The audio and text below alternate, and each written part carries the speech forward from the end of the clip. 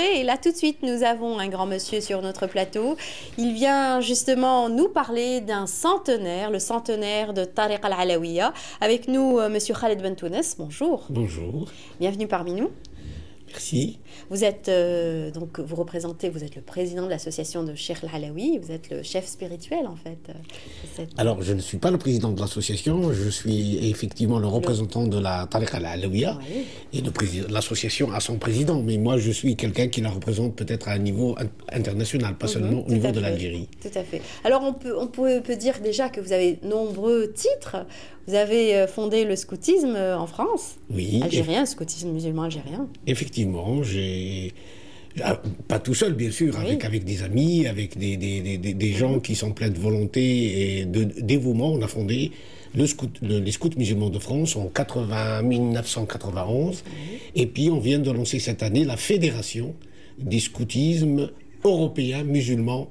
Donc ça c'est le premier camp a été fait au mois de septembre de cette année. Voilà. Et là vous venez pour un événement bien précis, bien particulier. C'est le centenaire de la Tariqa al-Alawiya que vous allez donc lancer cette manifestation. Ça sera à partir donc du 28 janvier au Palais de la Culture et à partir de cette année donc il va y avoir plusieurs manifestations qui se dérouleront tout au long de l'année. Tout à fait. Donc le lancement se fera effectivement le 28 avec une conférence de presse qui sera donnée au Palais de la Culture et le 29, la matinée sera réservée disons, aux officiels et puis l'après-midi du 29 et celle du 30, elle est à tous ceux qui veulent nous rejoindre pour célébrer cet événement. Alors l'événement, il a son importance parce qu'un centenaire, on le vit qu'une fois dans la vie. C'est vrai. Et puis c'est de montrer peut-être que cette culture, cette spiritualité, cette notion qu'on a peut-être aujourd'hui beaucoup de problèmes à redécouvrir, à repenser. N'oublions pas quand même que le soufisme est inscrit dans nos traditions. Il a pétri l'âme algérienne, l'âme maghrébine, l'âme musulmane. Le soufisme remonte au prophète alayhi salatu wassalam, avec les compagnons, les successeurs des successeurs, les écoles de Médine. D'ailleurs, vous en êtes un, vous avez hérité justement de cette tariqa. Oui, je suis un, mais disons, moi je suis plutôt au service qu'autre chose. Je suis quelqu'un qui Vous avez veille... eu cette tâche quand même très importante, c'est de faire faire connaître aussi cette tariqa al-Alawiya à travers le monde aujourd'hui. Pas seulement la Tariqa al-Alawiya, parce que la Tariqa al-Alawiya, c'est quoi? Voilà, c'est une des branches. Donc le soufisme s'est déroulé à travers l'histoire, à travers une chaîne, il s'est transmis à travers des chaînes spirituelles depuis l'époque du prophète et des compagnons jusqu'à aujourd'hui. Et de maître en maître, cet enseignement a été préservé, gardé, et j'essaye, dans la mesure de mes moyens en tous les cas, de pouvoir en garder l'essentiel. Vous savez que le temps est quelque chose qui corrompt, qui nous met devant le défi de l'authenticité. Est-ce que nous sommes toujours des êtres authentiques? Est-ce que nous sommes toujours reliés à cette pensée, à cette source qui est une source de vie? Donc cet enseignement nous interpelle et il nous appelle à une évolution dans trois directions, principalement d'abord dans le rapport à soi, à soi-même, dans l'authenticité. D'ailleurs, c'est ce que vous avez ressenti quand on vous a choisi. Vous avez été choisi en 75, c'est ça? C'est ça, tout à fait. C'est ça, votre vie a changé à partir de ce moment? Eh bien oui, moi je vivais à Paris, j'avais déjà...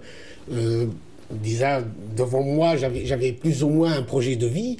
J'étais dans la mode, j'avais des mannequins, je faisais des salons et je prévoyais de partir ouvrir des boutiques dans le Golfe. Donc c'était l'époque où 75 après le premier choc pétrolier et je pensais m'installer dans le Golfe, etc. Bon, et j'étais loin de m'en douter que du jour au lendemain, je serais appelé à prendre cette fonction et à représenter une voix qui, à mes yeux, je n'étais pas digne de pouvoir la représenter.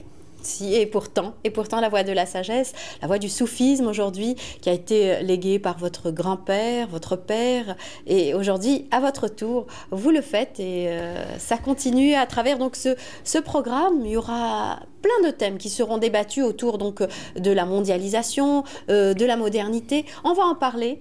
Alors, on revient donc à la Tariqa al-Alawiya, au centenaire de la Tariqa al-Alawiya, et donc pour parler de ces événements que vous allez mener, en fait, cette manifestation, plutôt, avec des déplacements, une caravane.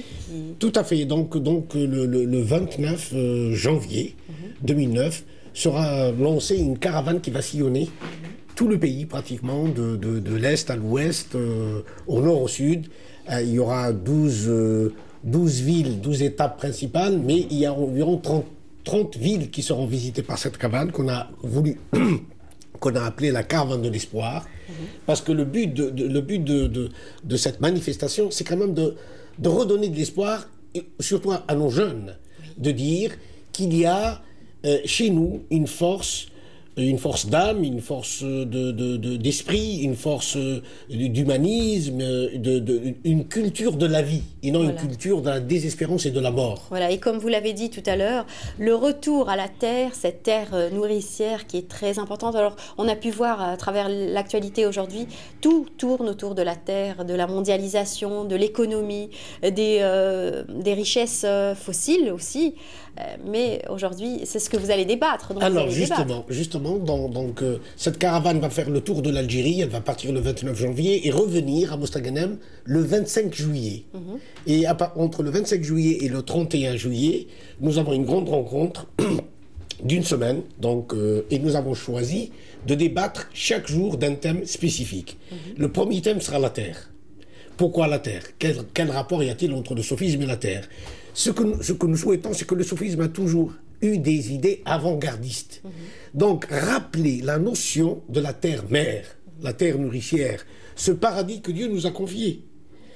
Parce que l'homme est quand même de la terre. Comme nous dit le Coran, c'est d'elle que vous nous avons créé. Et en elle, on vous enverra. Et d'elle, vous reviendrez vers nous. Donc, cette notion de la terre, dans la sourate Ar-Rahman, il nous est dit Salsal, c'est de l'argile. Donc nous sommes physiquement rattachés à la terre et ne pas prendre soin de cette terre. Nous sommes redevables à cette terre. Nous sommes redevables parce qu'elle nous a enfantés, elle nous nourrit. Parce que c'est à travers tout ce qu'elle nous donne comme fruits, comme légumes, comme viande, etc. Ça vient de la terre. L'animal, ce n'est qu'un végétal qui est sur quatre pattes, qui mange de l'herbe et qui nourrit. En dernier, c'est l'homme. Il y a un hadith du prophète qui dit que Dieu, quand il a dit « J'ai créé le monde pour l'homme et j'ai créé l'homme pour moi ». Donc cette notion qu'il nous a donné une terre dont on ne prend pas conscience et nous sommes devenus des prédateurs. Donc passer de la culture de la prédation, de la sauvagerie, de l'exploitation inconsciente avec tout ce qu'elle engendre comme pollution, comme déchets, et aussi comme guerre, comme conflit, la problématique de l'eau. Tout à fait. Devant laquelle nous allons aller, même si cette année, Dieu merci, il pleut beaucoup en Algérie.